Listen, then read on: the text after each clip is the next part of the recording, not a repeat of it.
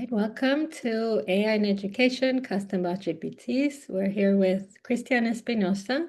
He's a computer science engineer and educator from Chile and has experience of over 20 years as a tech entrepreneur. He co-founded uplanner.com and now serves as senior learning technologist at the Harvard Graduate School of Education's Teaching and Learning Lab, where he designs agentic AI solutions to enhance student learning. He is visiting our group for the second time, and please let's give him a big welcome, and I'll turn it over to you, Cristián. Thank you so much, Casandra.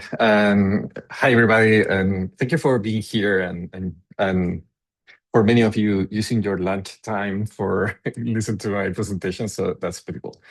So I'm gonna start sharing my screen.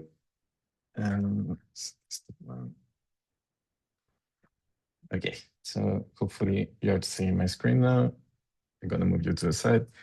So as Cassandra was saying, my idea for today is to, in a very non-technical way, hopefully, to try to talk about what are agents, why are we thinking about this, and especially to understand how a little more about how they work so we can take control of this new technology. So this is, basically exactly what we already heard. I need to change that photos from 5 years ago, and I think I look different. But as Cassandra was saying, I work here at the Harvard Graduate School of Education. I'm disguising as an educator and like mixing paths, but trying to use computer science and AI in general to help people learn in a better way. So to think about this, and before I show you what we have been doing, our main goal is to get in the same page of what these things are, because there's a lot of noise going around, like many people talking about these agentic things, and it became like a buzzword. And there's a lot of over-promising also in this environment. So I think the best way to think about this is to try to understand what they actually are so we can take control of them and actually do something with them. So just to put everything in context, as Cassandra was saying, I have been working on this for a while, and our first approach, like a million years ago in AI time, was to create a bot. The same project everybody has been doing for a while. And in our case, we have an online course called How People Learn, which is, as a student myself, it was one of the probably the best course I've ever taken. And the idea was to have a tutor bot that could answer questions in the best way possible. And our main concern, obviously, were hallucinations, where the LLM maybe could have lied to a student. So for that, we took the course and converted it into a RAG database, which is a complicated way of saying that there's a special repository with our course information. So every time someone asks something to the bot, we took information from that repository and we send that to the LLM as part of the context. And it basically looked like this. So we use a ton of technical tricks to put this little window inside of Canvas without having to ask permission to everybody to create a plugin, etc. And it worked well. Like we captured a ton of data from what the students were saying, what type of questions they were asking, and where. And we managed to create a certain level of interaction between Canvas and this bot. But in the end, it was kind of like a conversational thing. Like it couldn't go beyond the information that we gave it. So I think it's important to, again, to put this in context, to understand what was going on behind the scenes. And I promise that this is not going to be that technical, but I think it's key to understand how we can use these things. So the main message here in terms of how this works is that every time you are, for example, with a bot, you are communicating with the LLM, you are sending a ton of data beyond the actual question that the user sent. So you can see here in this graph, for example, that the user is asking a question to the bot, and we are sending not only the question, like the prompt, but other things that could be relevant for the LLM to know to answer the question in the best way possible. So probably one of the main things that we need to send is any additional context. For example, pieces of the course, pieces of text from the course that the LLM should know so it can answer based on the course content and not on something else. So that's the RAG thing, like this special database that we use. Besides the prompt itself, we are sending the system message, which are hidden instructions telling the LLM how it needs to behave. You need to be a helpful bot or something, or you need to follow the Socratic method, or anything that we're telling the LLM without telling the user. And one of the most important things is memory, because the LLMs, the large language models, don't have memory. They don't remember anything after they finish responding. So this idea of having a conversation where the LLM remembers what you're saying, that's kind of an illusion that the agent or the software creates. So what we're doing is to send basically the whole conversation every time to LLM and asking the LLM to continue that conversation, to predict what's going to happen next. So that's the main components of this interaction. So let's see what an agent is. Why is this thing different? So our main idea here is to connect this bot that we're going to be calling an agent to the external world, to tools that can allow the agent to get information from somewhere else, to interact with a system somewhere, even to turn on the lights or turn on a computer or anything else. So the agent is going to have access to different tools, which are well, functions in code or software running somewhere that the agent can decide to call. How the agent is going to decide that? That's going to be the LLM telling the agent that it needs to run a certain tool to complete a certain operation. And that's the key thing here, because now the agent and via the LLM is going to be able to decide what to do next. It's going to be able to say, okay, maybe we need to check Wikipedia to answer this question, or maybe we need to run a DuckDuckGo search because I have no idea what they're talking about. So that's the autonomous portion of the agent with the LLM deciding what to do next. Also, the agent can have memory. So this is something we are experimenting with right now, is basically having short-term memory for the current conversation, but also long-term memory. And that long-term memory could be episodic, like something happened during our conversation, or maybe the agent tried to use a tool, didn't work, so it remembers that that tool didn't work, so it's not going to try to call it again, stuff like that. And we also can know about the user. That if a certain student was, for example, asking the same question or was confused about something, maybe that's going to be in the long-term memory of the agent, so the agent can help the student in a very specific way. Also, we're going to see that the agents have skills. There are kind of instructions of how to do things, how to use the tools to accomplish a certain goal. And they can communicate with our agents to create collaboration. Like maybe there are other agents that are specialized on something. Maybe our agent is gonna be able to call that other agent as it was a tool, for example. So let's explore this how this works. So this graph has a lot of text, so probably this is more for when I share the presentation. But basically, the difference between the AI bots, as we were saying, is that the bots are basically responding, like giving you back information, and they are taking that data from something that we pre-processed, like this RAG database with the content of the course or something else. The agent, on the other hand, can decide what to call when, and can modify its behavior. It can jump to do something else. And that also means that it can fail or do something unexpected. So the main factor here is that the LLMs are non-deterministic, which is a fancy way of saying that you can get this different results for the same input. So there's a probability thing there that could modify the results of what the LLM is saying. So that means that the agent could end up doing something different every time. So that's part of the challenge that we are working on right now. So let's dig in a little of what things are we using for this to become a reality. And one of the main things that changed probably from the first time I was presenting in this forum to now is reasoning. And I'm gonna be super careful with this because I'm not saying that the LLMs are intelligent or something like that, but it's I don't know, it's been confusing. So the main idea is that like 2 or 3 years ago, the LLMs were mainly predictive machines. Like they predicted what the next token or the next text was going to be. But as the LLMs get larger, a bunch of unexpected, or they are called emerging abilities, started to appear.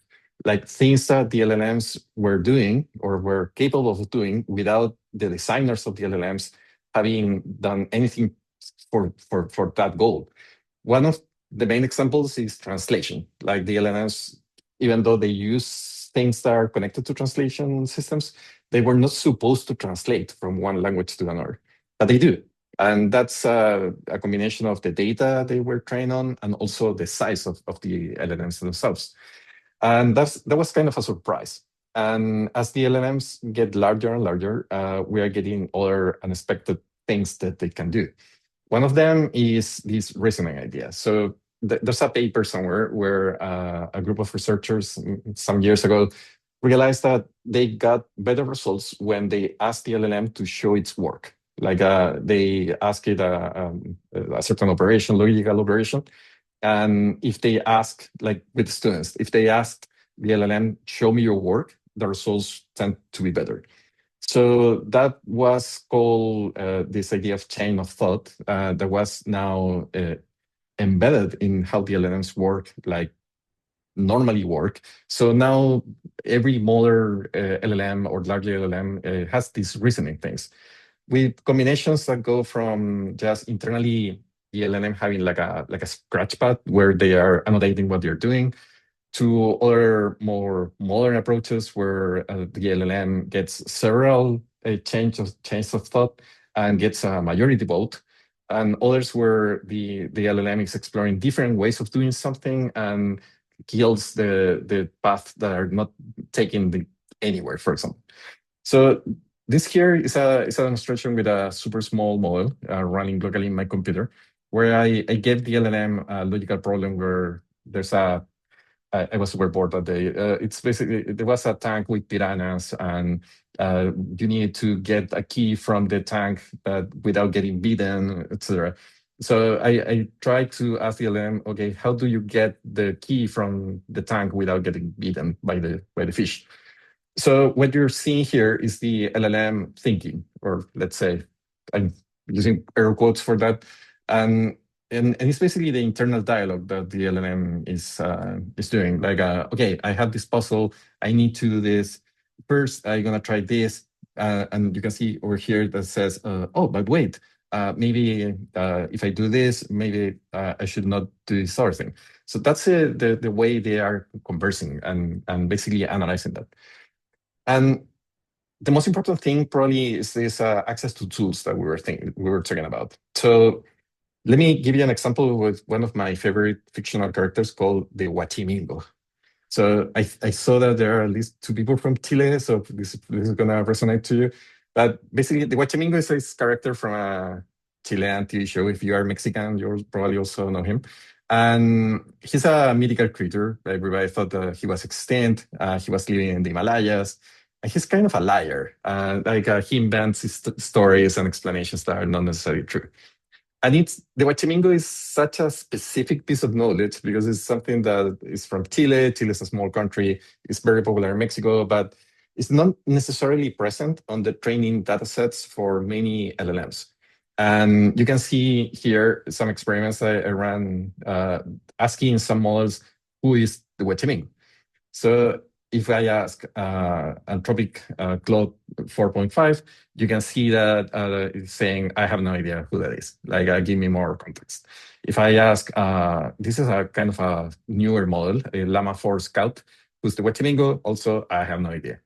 And in the worst case scenario, I have this super, super small model, Llama 321B, and I asked it who's the Huachimingo, and it gave me a super long explanation of a game played by the Mayan civilization that I'm 90% sure that's an hallucination. I've never seen that before. I've gotten explanations saying that the Huachamingo was a hero of the Peruvian independence and stuff like that. So the LLMs don't know who that is, many of them. So what do we do?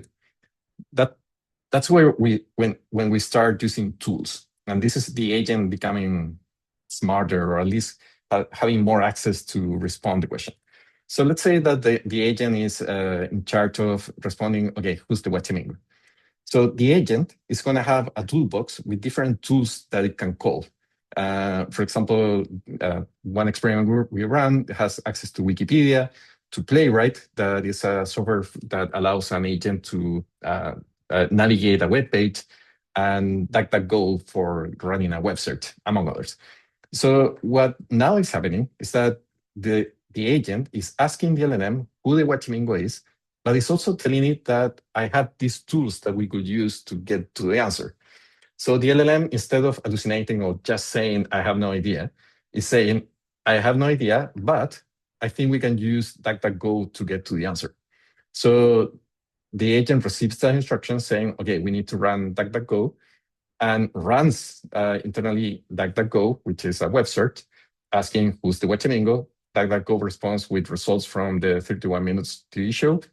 And now we are asking the LLM again, saying, who's the Huachamingo, given this information that I got from the web search. And the LLM responds with the right answer. That's tool calling in a super simple example, and this changes everything, because the decision of running DuckDuckGo in this example was made by the LLM. It wasn't made by the user. It wasn't something that I needed to code. It was the LLM deciding that the best way to go was to use this tool. So now the question is, how do we get tools from? So we have a ton of options. I can code the tools. This can get very confusing very quickly. So I think last year, it feels like a million years ago, Anthropic proposed a new idea called MCP. There's a lot of acronyms here, but let's say that is a simple idea to standardize how we are going to get access to tools and how we are going to use them. So the idea is that instead of ourselves coding the tool directly somewhere, we can use tools developed by someone else. And the MCP is like a communication protocol to find those tools, and for those providers to give us all the information about all the different tools that we can use. So one example are all these services here. Many of them are kind of technical, but for example, we can have an MCP server for Google Drive that can tell my agent how to communicate with Google Drive, how to create a document, how to edit a document, etc., without me having to code that. So that's pretty awesome. I'm currently using it, for example, for this thing here called Context 7, which is a collection of technical documentation.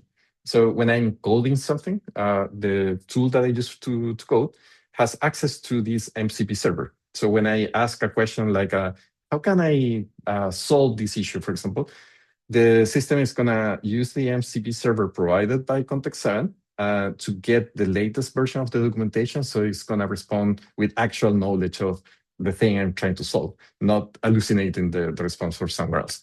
So that's something that can be really useful. But there's a lot of discussion about that. So now we see that there's a whole marketplace of MCP servers, things that you can use locally, things that you can pay for. You yourself could create an MCP server or charge for it. If people implementing agents could use your MCP server, there's a lot of movement here. And this page, for example, the awesome MCP servers, is a catalog for that, and there's like a million of them. But obviously, since things are moving so quickly and things are changing a lot, there's a lot of discussion, people saying that MCP is already dead, that doesn't work, that maybe it's not the most effective way of doing this. So still, the jury is out. There's a lot of discussion. We have seen some of the issues, like when I was telling you before about the context and the messages that go to the LLM. When the LLM is really small, the information about the tools is going to the LLM. So we can get a really long message just formed by all the data about the tools that the MCP server returned. So that could be an issue that I'm gonna tell you a little more about in a few seconds. So the other thing that we are using is kind of newer, and probably you've heard of this, is skills. And this is proving to be super, super useful. So we already talked about tools. So the agent has access to different tools that allow it to do something. The skills are descriptions of how it needs to do the job. Like, and this is super similar to if you had a new intern that doesn't know too much about your business or about your institution, and you're explaining the intern exactly how to perform the work and what tools to use. This is the way to do it. So, for example, currently, and I'm going to show you an example. We are defining skills for how to go to Canvas, to the Canvas LMS, and perform a quality assurance operation, or how to navigate the web when you have a difficult research question that you need to answer. So what we do is to write those descriptions and those instructions in plain English, including the tools that the agent needs to call. And we are using a process called progressive disclosure, where it's also a complicated way of saying that we are only adding the relevant skills to the context, so we don't fill the agent with a lot of instructions that it's not going to use. So, and that's for us, since we are using smaller models that I'm going to tell you about, that's proven to be super, super important.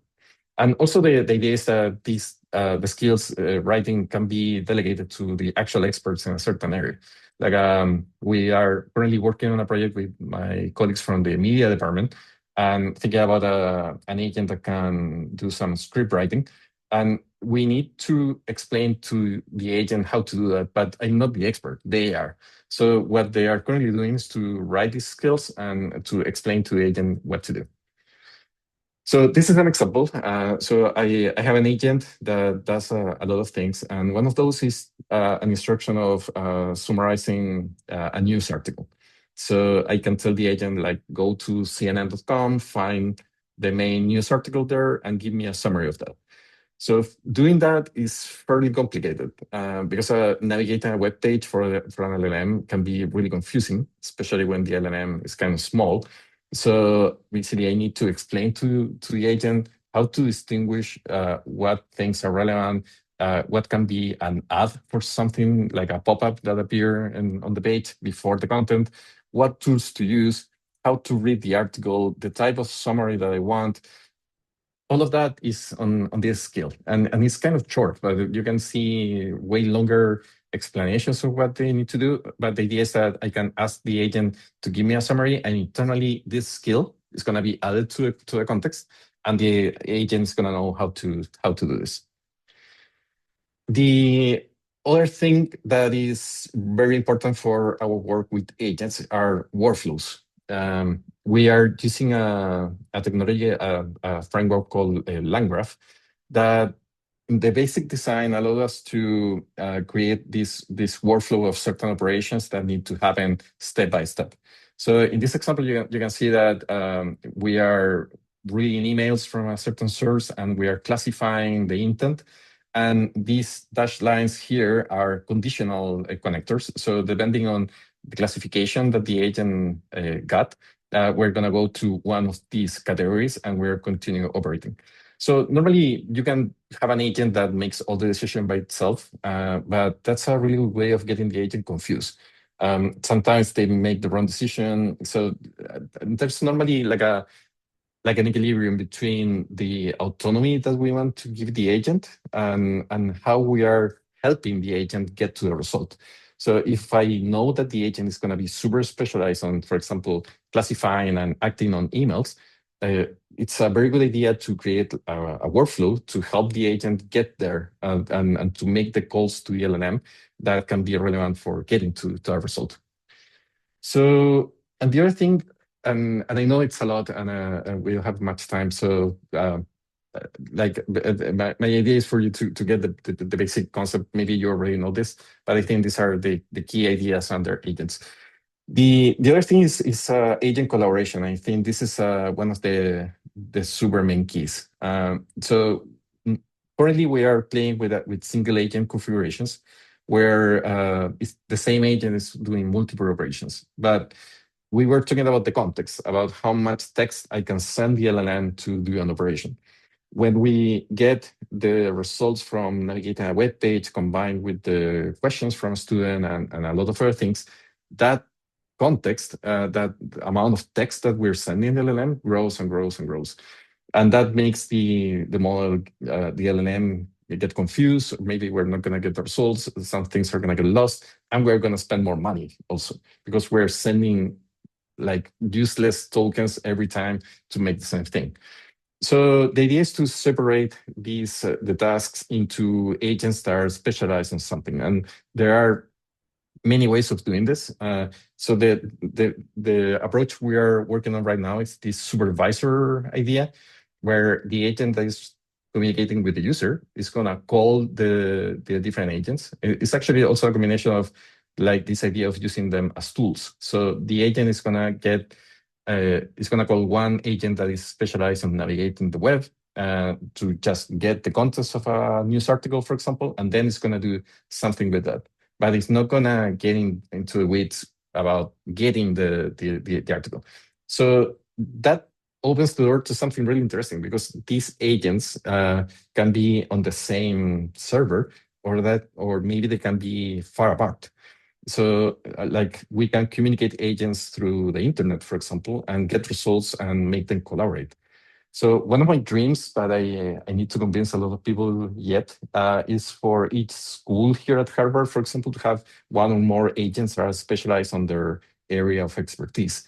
So if we have agents here at the School of Education that know about education, learning, sciences, etc., we could make those agents talk with the School of Engineering to get a response that could be the combination of both ideas. And that's also connected to the other way of doing this, because like we are currently calling each agent or sub-agent sequentially, but you can create a committee where many agents are discussing the idea, they're trying to get to a response, and hopefully they are going to converge to a specific answer. And hopefully they are not going to agree too quickly. That's one of the problems, that sometimes agents or LLMs are super friendly, which doesn't help getting a response. So we're going to be experimenting with this idea of having multiple agents with smaller models, maybe local models, to get answers that could be comparable in quality with using larger models. So one of the main discussions we've had here is, for example, at the beginning, I was kind of stubborn on doing everything with a single agent, as I was saying. But now we know that we need the multi-agent thing, especially to optimize the number of tokens. So the main idea is that we are using smaller models that run here locally, so we're not paying for those tokens. But that forces us to be super efficient in how we manage the tokens that we're sending the LLM.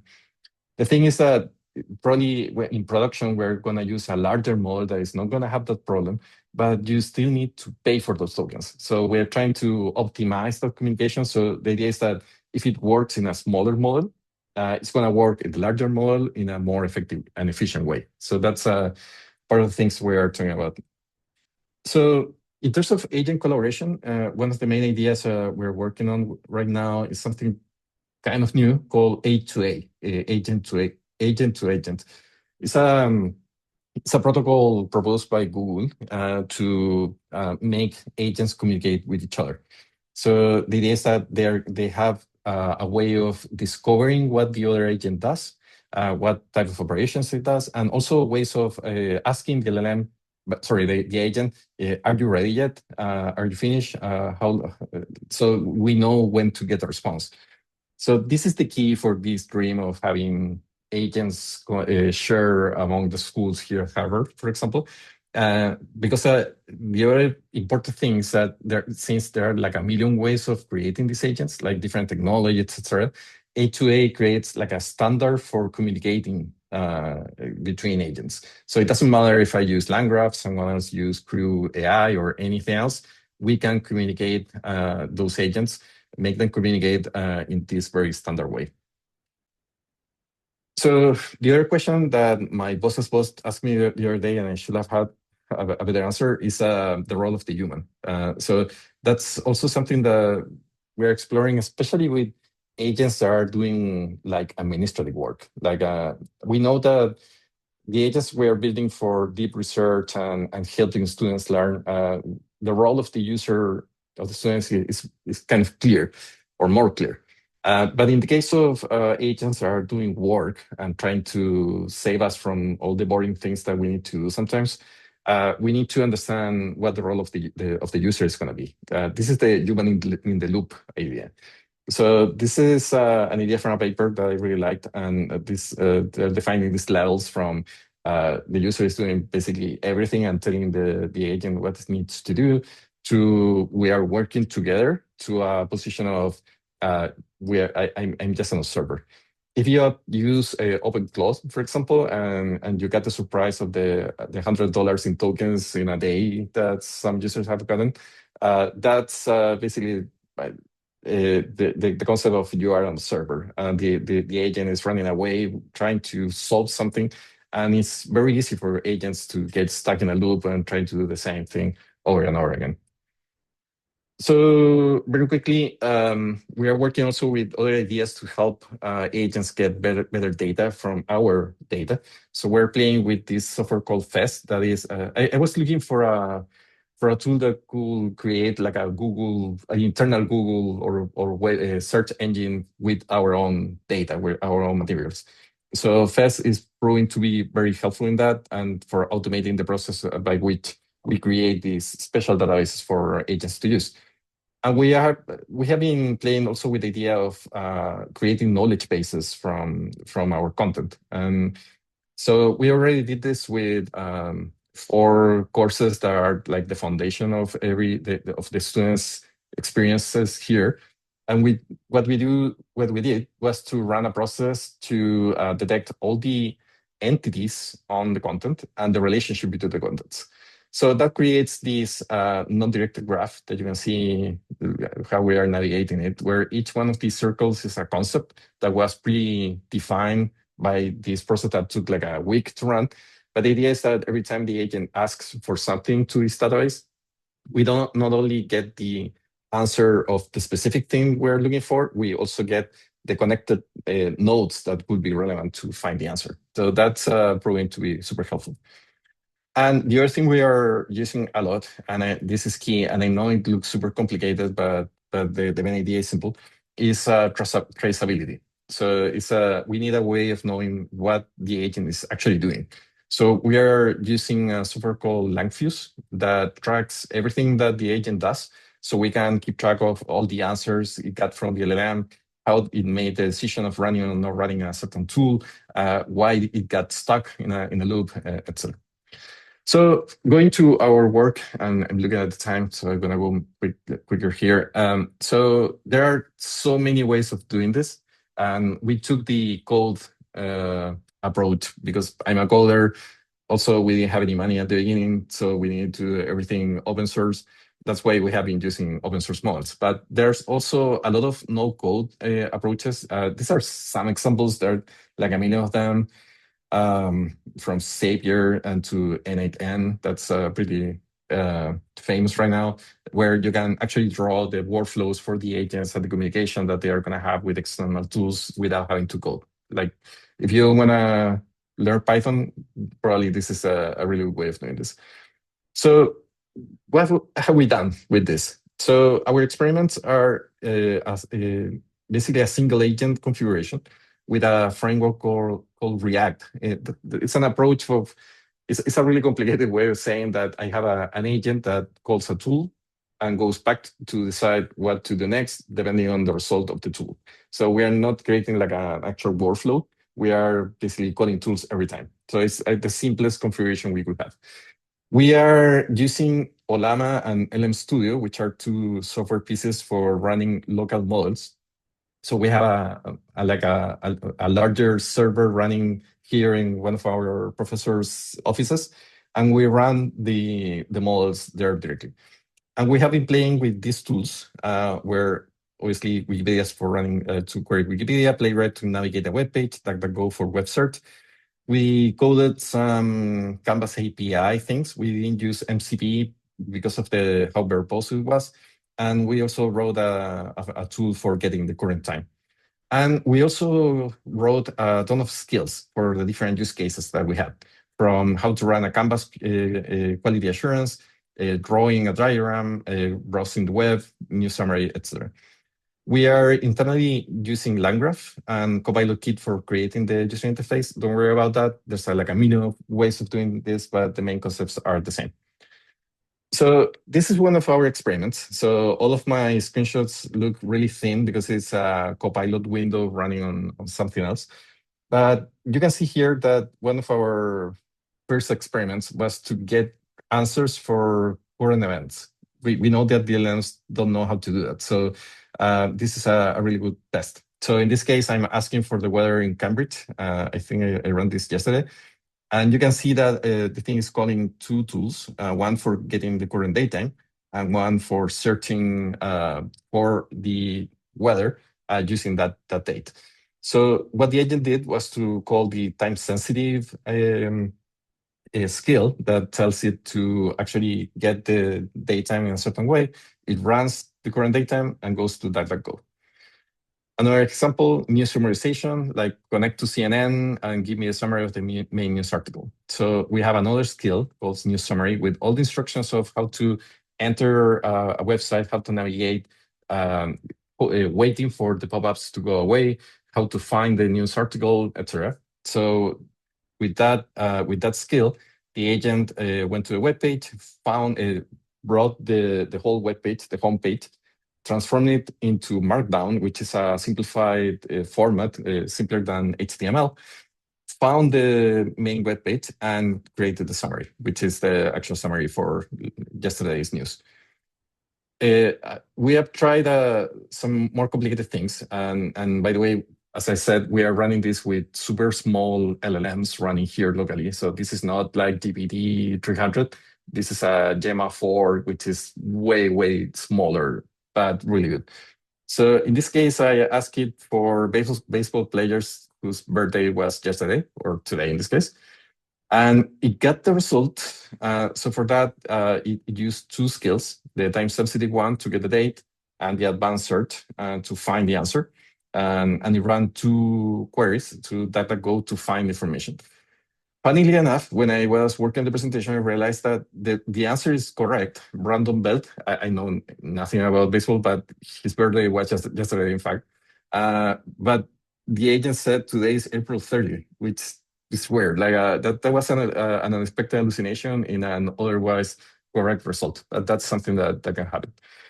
And this is one of the examples that I'm more excited about. We're trying to get out of the chatbot window. So in this case, we have an application space, and I'm asking it to draw me a diagram of how teams in the Premier League are relegated.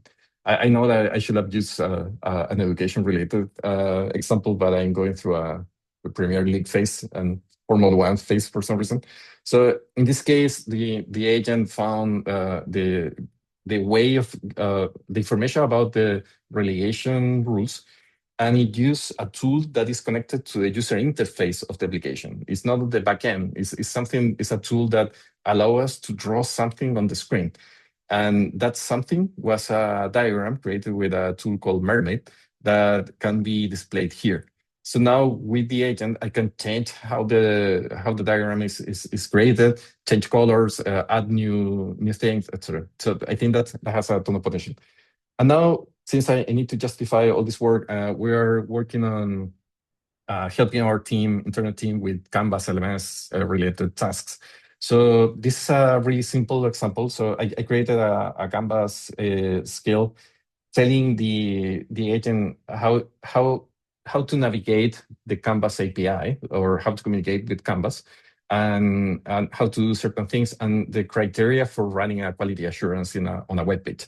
So this is a simple query. That's why I'm using the ID directly.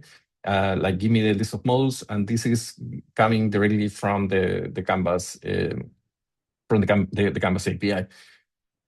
We did the same thing, like giving it an actual page from a course, and the instruction is just give me a quality assurance analysis. I don't need to explain to the agent what that means or the criteria, because there is already a skill in place telling the agent exactly that, what a quality assurance means. So the user doesn't need to explain in details that. They could, but you don't need to. And this is a quality assurance report from this web page. So we are starting to use this to find typos, grammar problems, links that are not taking you anywhere, and maybe also accessibility issues that we could find. So problems that we have found, and I'm gonna try to go super quick here. So this has been super tricky, especially when you use smaller models for this. So the main thing, and a message that if you want to take one idea from this, is that context is the main thing here. Like the number of tokens, the message that we are sending the LLM. And that can grow explosively when you are using tools, getting stuff from websites, navigating Wikipedia. So we need to be able to control that, and that's that grows super quickly. That affects how the LLMs work, and also affects your wallets, because you're going to have to pay for those tokens. Navigating web pages are really difficult for non-humans. So, but things are actually work, but there's a lot of tricks behind the scenes to control the autonomy of the agents. For example, like controlling that if they are getting a summary, they cannot get they can click on the web page twice, but no more than that, because if not, they're gonna get confused. And they get really easily into these infinite loops where they try to do something, they get an answer with an error, or they don't get what they want, they try again and again and again. I was reading today someone that woke up to $80 of charge from tokens because they were running something during the night and the agent got stuck, for example. So smaller models are great, are free, and are also more limited. So that's been an interesting thing. And we're not using MCP because since we have problems with the context size, we need to be super careful of that. So things for the future in 3 minutes. So the main idea here is that there are many avenues. I created this graph when my boss's boss asked me to make a presentation of this, and I think one of the main things that I'm really excited about this, of using this technology, is the personalization of the learning experience. So I think it was Bloom, I don't remember, that we were talking about this, that had this idea that, or this research, that if you have personal tutors, you get way better results than studying in a group. So this is the best opportunity for actually doing that, and for understanding exactly who the student is, and adapting the whole process, and using the data we're capturing that to better understand the process and the students themselves. So one of my dreams, that probably I'm not the only one, and I guess there are a lot of people working on this, is to change the way the LMS works. And instead of having the actual content written there, is to use like a paint by numbers idea, where you have the basic scaffolding of the course, and we use an agent that is using all that we know about the student, memories, what they want, do they prefer Star Trek or Star Wars or any other movie, other data that we took from students, other students, etc., to create an actual version that is personalized to your experience in terms of content and in terms of progression. I think that's the dream. Like, this idea that we are all having the same experience and we are aiming for the average doesn't work. So I think this could be better. The other is using the data, and this is an actual study that I ran a couple of years ago. This is sentiment analysis, or open discussions by students, and you can see how sentiment is going down after a while, as the course progresses. And this is actual insights from open text data. I think we can do that to transform all the data we have into actual information and knowledge. And that, I think that's going to be key. We have a ton of data. We're sitting on a ton of data, but we don't necessarily have information or knowledge about our processes.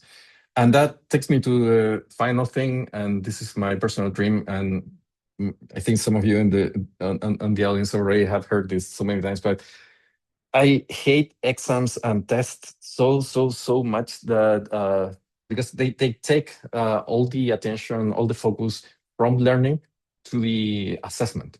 I studied engineering in a really good university back in Chile, but I remember like having three big tests during the semester and the finals, and all the attention of everybody went to the test, to passing the test. And what happened? Like we were cramming stuff like the previous night.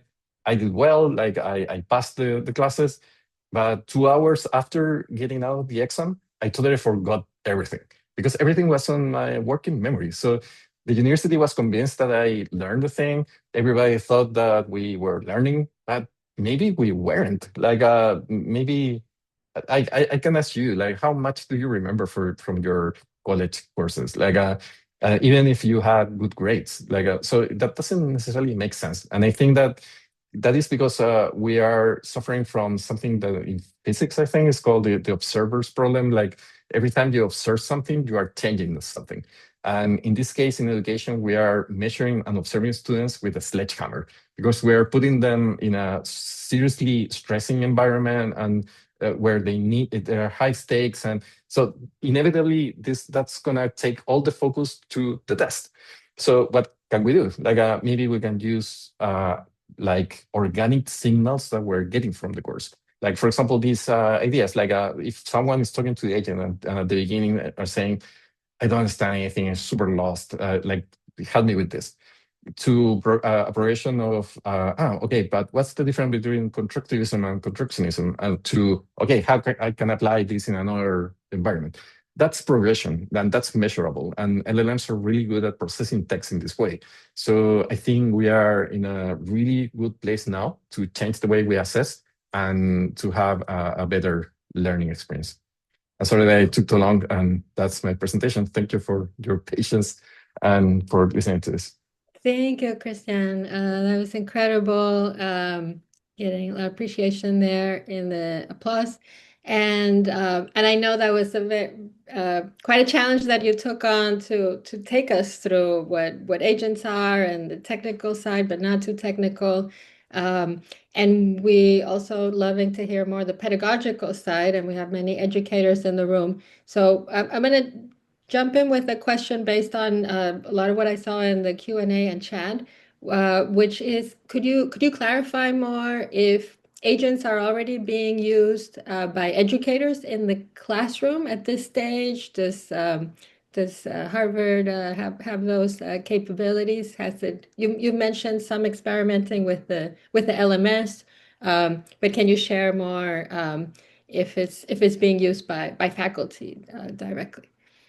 Yeah, we know that we have some faculty members that are using at least one incarnation of agents where you give them a certain database and also some level of personality, so they react in a certain way. And we have faculty already working and asking for simulations where you have agents that are have personality, and you put them to talk to each other like they, play in a certain role.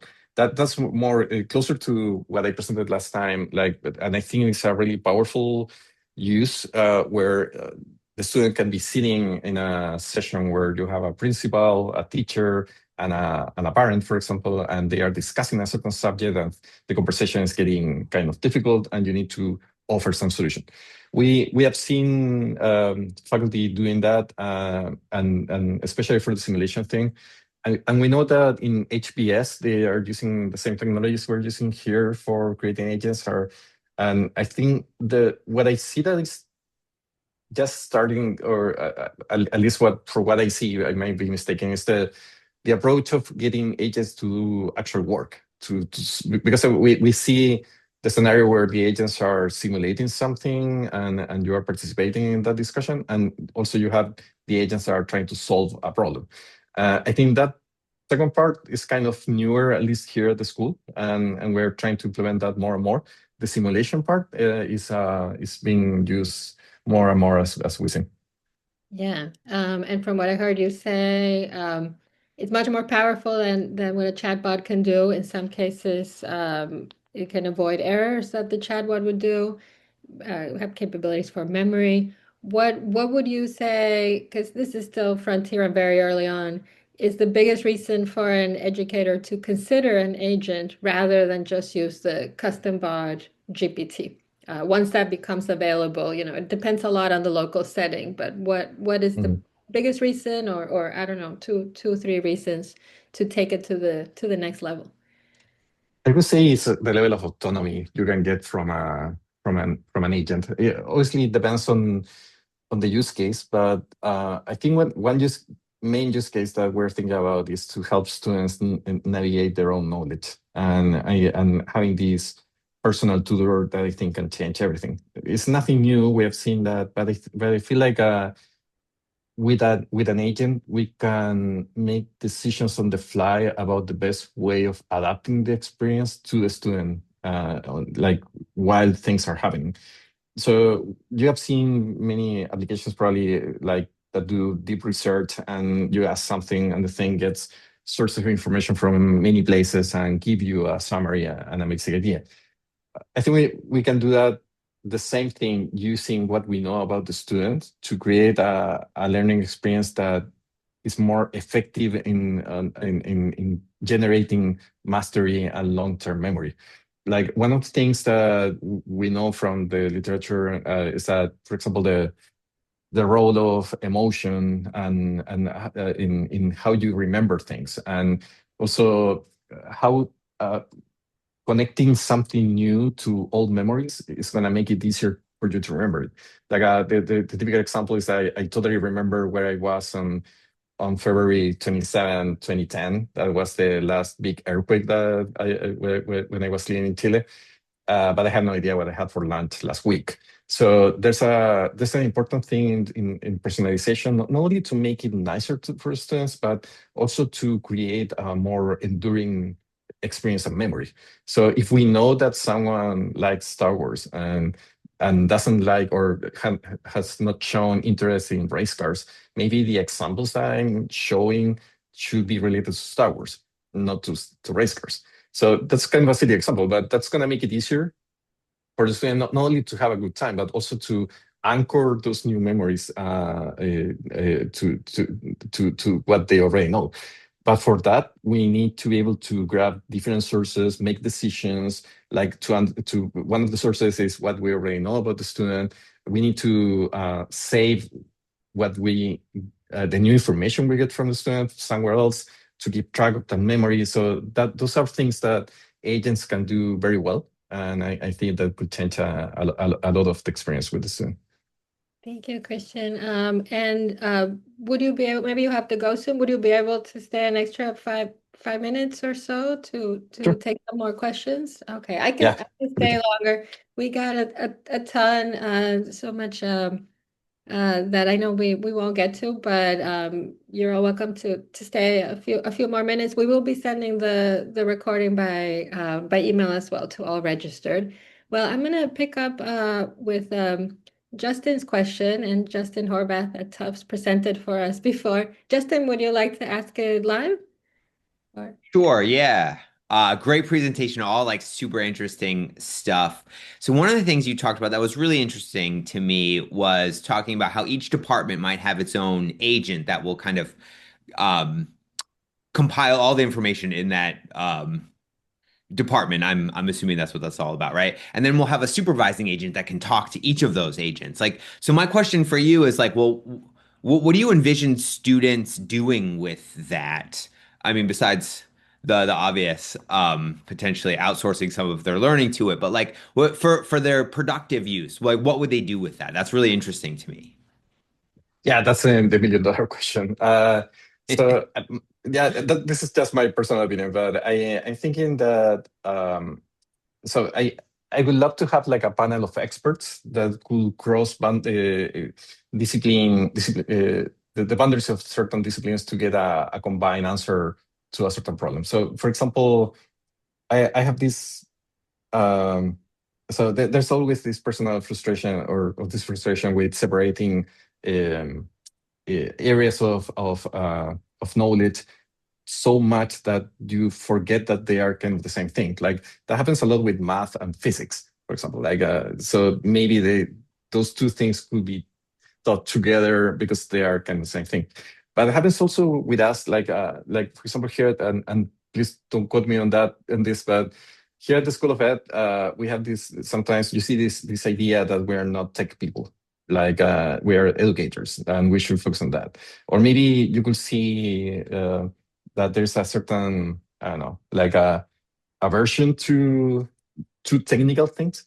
But the thing is that the answers are not gonna be necessarily concentrated on just one single discipline.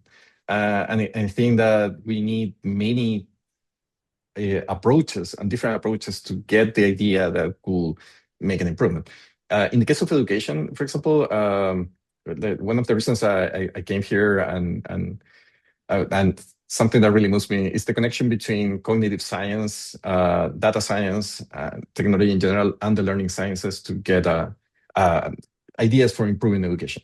So my idea is that if you're researching, for example, how to improve memory recall, or what we were talking about, this role of um, emotions, etc., that's something that could come from the psychology department combined with the School of Ed, with the School of Engineering, with any areas related to math, to get a general result, a general concept that could take the best of those disciplines to get a whole answer. If we ask the question focusing only in one discipline, yeah, we're gonna keep going in circles, getting the same answers that we already have. So I really believe that, and this goes beyond technology. I feel like we need to go beyond the borders of our individual schools to get the right answers to difficult problems. That's something that I have been thinking about how students could use it. Probably there are like a million more. Yeah. Yeah, no, that like the I know other people want to go, but like yeah, like the utility for that for like finding knowledge and connecting knowledge is like mind blowing. It's amazing, but it's also interesting. Like, well, how would like the freshmen use it, right? It's like, uh, anyway, there's a lot. There's so much cool stuff. Thanks for the presentation. Yeah, just that's a really good point with the freshmen. I think that uh, these things are super risky because like they do whatever they want basically because of this non-determinism. And one example is I think we all have seen big companies firing a lot of people because they thought that they were going to be able to replace them with agents, just to rehire them like a few months later because the thing didn't work. I think that's going to continue happening, and there's a lot of buzz around agents and that we can do. And I really believe that there's a lot of potential here. But to make them do exactly what they want to do, and taking care that they are not going to say something dumb to a student, or are going to make everything worse, that's not an easy question. Like there's a lot of work there, a lot of guardrails, and not only in terms of how much money you are spending on the thing, running and running all the time, but also like what type of answers we're giving to the students with an agent that is basically autonomous. Thank you, Christian. And we know also at Harvard, there's so many universities. There are all these silos, right? Different schools, different departments, and this could be a new way to communicate. Maybe anyone else here that would like to ask a question live? Derek, are you still there? Did you want to? You had a whole thread going in the chat that brought up a lot of questions.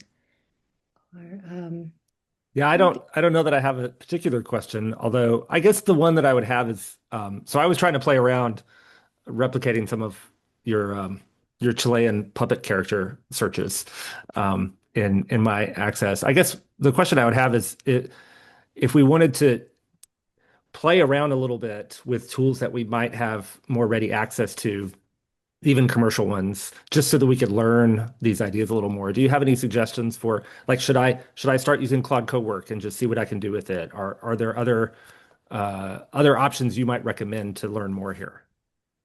Yeah, that's a really good question. I think my knee-jerk reaction to that is the open source route. It's not like we don't have the budget, but Harvard is a really big monster, and sometimes getting the budget for playing with this stuff takes a long time. So I normally go the open source route just to be independent of whatever we're doing. So in that sense, I really like the experimentation you can do with local open source models, because they are not as good as a super like a Claude or something, but they are free and they give you a lot of freedom. And also in the open source space, like there are more variety of models specialized on doing different things and responding in different ways. So there's one software, let me put the link here, that I use a lot because it's super nice. It's called LM Studio, which is free. I'm not connected to them in any way. I think that's I'm reminded, I think the phrase free like kittens, like here's a free cat. Great. No cost, but perhaps a different type of involvement. Yeah, But, exactly. So yeah. there's like two big tools. The other is called Olama. What it is. So we are using, yes, that's something. Thank you. That so LM Studio is like a nicer version of Olama in terms of user interface. You can find models, and it tells you which models are going to be able to run in your hardware. So I have been doing all of this with these local models because of the independence I get. Also privacy. I know that the data is not going anywhere. It's basically staying here, and also forces me to be more efficient with the data, with the tokens and the process that we're doing. I would say that that's a really interesting way of starting. And also, LM Studio allows you to connect to MCP tools. So you can search for this on the web. But for example, if you download a small model in LM Studio and you ask it who's the Huachimingo, you're going to get a similar result to what I got. Like, I have no idea, or this is a superhero from somewhere. Like, you can, and there's documentation for how to use this. You can connect it to a certain tool, for example, DuckDuckGo, and you're going to see that the thing is actually querying DuckDuckGo and getting you the right result. So that could be a good way of playing with that. And of the no-code solutions, I think all of them have the same concepts of what we were talking. I went the coding way, again, independence, etc. Also, I'm a coder, but you can do this by drag and dropping stuff and seeing what they do. All of these things have um, like a free version during like a trial or something that could be interesting to explore. But my main message is that what I've seen here at the school, like I feel like many of these things, or LLMs in general, sometimes appear as magic, and that's not a good thing. Like I think it's important, even if you feel like you are not a tech person, to understand. I'm not saying you in general, like to understand a little more about how they work, and that's why my presentation was like how the thing works behind the scenes.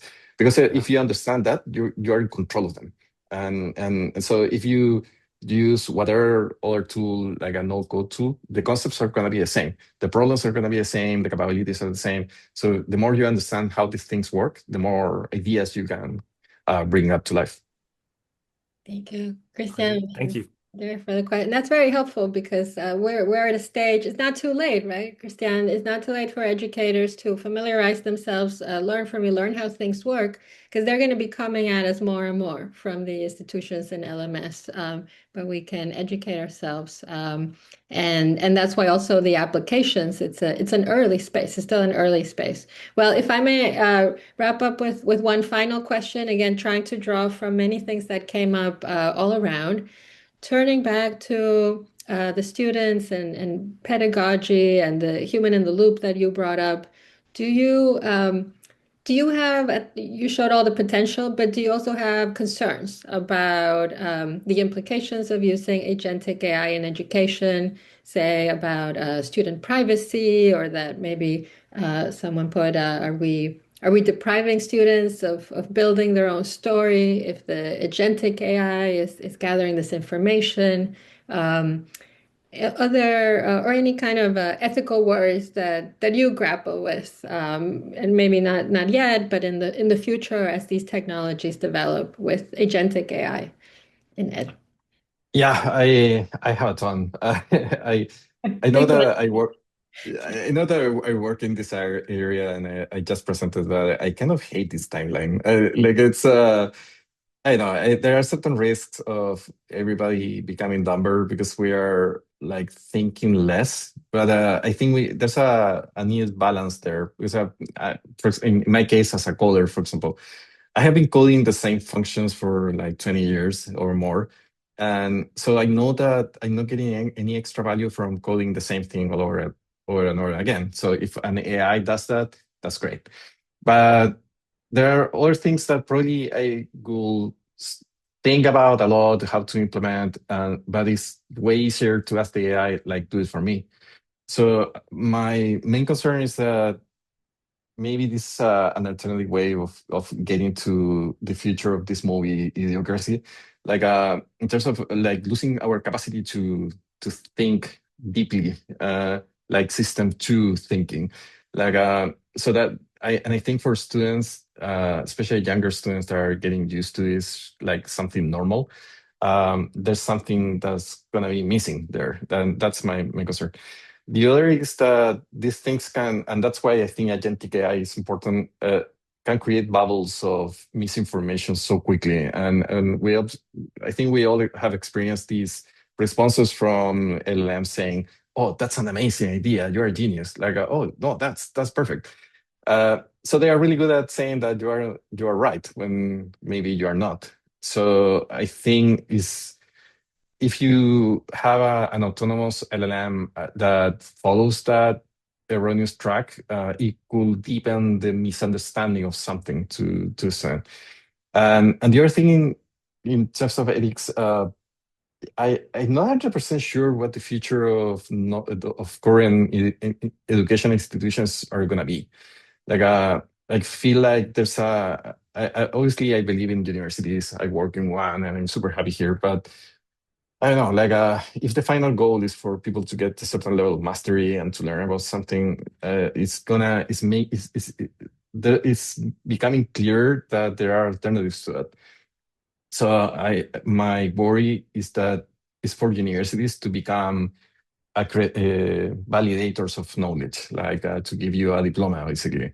And I think it's gonna be easy to something that I feel like is gonna happen is that humans in the process are gonna start going away, which is not a good thing.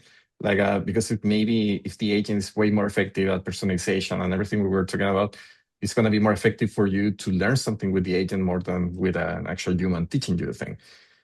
I don't think that's necessarily good, but that's gonna put a lot of pressure on educational institutions when you can learn whatever you already can, but in much faster and effective way. That's gonna be a problem.